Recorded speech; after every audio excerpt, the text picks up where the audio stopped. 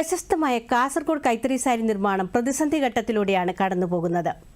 ഭൗമസൂചിക പട്ടികയിൽ ഉൾപ്പെട്ട കാസർഗോഡ് സാരി നിർമ്മാണം അന്യം നിൽക്കാതിരിക്കാൻ അടിയന്തര നടപടികൾ വേണമെന്നാണ് തൊഴിലാളികളുടെ അടക്കം ആവശ്യം. റിപ്പോർട്ടിലേക്ക്. സപ്തഭാഷയുടെ വൈവിധ്യവും യക്ഷഗാനത്തിന്റെ പഴമയും പ്രൗഢിയും കാത്തുസൂക്ഷിക്കുന്ന കാസർഗോഡിന് കൈത്തറി പെരുമയുടെ ചരിത്രം കൂടി അവകാശപ്പെടാനുണ്ട്. ആ ചരിത്ര പെരുമ ഭൗമസൂചിക പട്ടികയിലൂടെ കാസർഗോഡിന് നൽകിയത് കൈത്തറി സാരിയാണ്.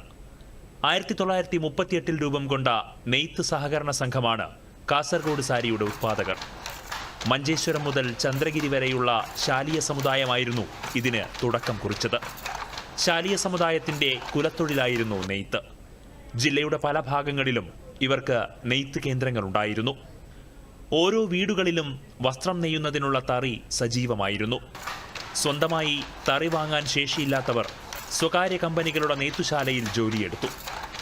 നെയ്ത്ത് സഹകരണ സംഘത്തിന്റെ കീഴിൽ 600ഓളം തൊഴിലാളികൾ ജോലി ചെയ്തിരുന്നുവെങ്കിലും ഇപ്പോൾ വളരെ കുറച്ചു തൊഴിലാളികൾ മാത്രമേ ശേഷിക്കുന്നുള്ളൂ.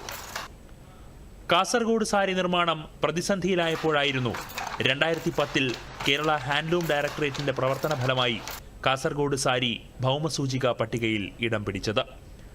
പരമ്പരാഗത ശൈലിയിൽ കൈകൊണ്ട് നെയ്തെടുക്കുന്ന കാസർഗോഡ് സാരിയുടെ ഗുണമേന്മയും ഡിസൈനുമാണ് പ്രധാനപ്പെട്ട ആകർഷണം. അലക്കും തോറും തിളക്കം കൂടുമെന്നതാണ് കാസർഗോഡ് സാരിയുടെ പ്രത്യേകത. കാസർഗോഡ് സാരിക്ക് ആവശ്യക്കാർ ഏറി വരുമ്പോഴും ഉൽപാദനം കുറയുകയാണ്. ആവശ്യക്കാർക്ക് സാരി എത്തിക്കാൻ കഴിയാത്തതിന്റെ വിഷമത്തിലാണ് നിലവിലുള്ള തൊഴിലാളികൾ.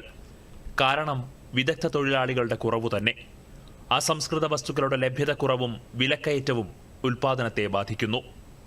സർക്കാർ പ്രഖ്യാപിച്ച യൂണിഫോം പദ്ധതി ഏറെ ആശ്വാസമാണെങ്കിലും ധനസഹായവും സബ്സിഡിയും നൽകിയാൽ കാസർഗോഡ് വീവേഴ്സ് സൊസൈറ്റിയെ കൂടുതൽ ഉൽപാദനക്ഷമമാക്കാൻ കഴിയുമെന്ന് തൊഴിലാളികൾ പറയുന്നു. ജില്ലയിലെ ഏറ്റവും നല്ല സൊസൈറ്റിക്കുള്ള അംഗീകാരം ഏറ്റുവാങ്ങാൻ ഒരുങ്ങുകയാണ് ഇവർ. ദൂരദർശൻ ന്യൂസ്, കാസർഗോഡ്.